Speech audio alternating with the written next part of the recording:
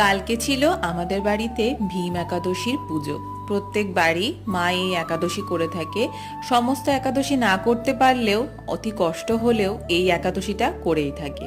মার শরীর যেহেতু খুব একটা ভালো ছিল না, তাই জন্য এবার খুব বেশি আয়োজন করেনি।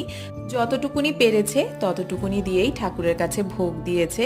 ঠাকুরের ভোগেতে ছিল খিচুড়ি, পোলাও, 5 রকমের ভাজা, লাউ শাক বড়ি দিয়ে, আর তারপরে ছিল ফুলকপি আলু দিয়ে তরকারি, আর 5 মিশালি একটা তরকারি, চাটনি, পায়েস আর মিষ্টি।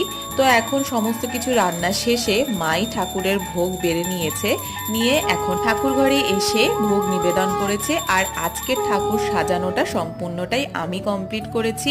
প্রত্যেকবার আমাদের বাড়িতে যখন পুজো হয়, ঠাকুর সাজানোর দায়িত্ব থাকে কিন্তু আমার উপর।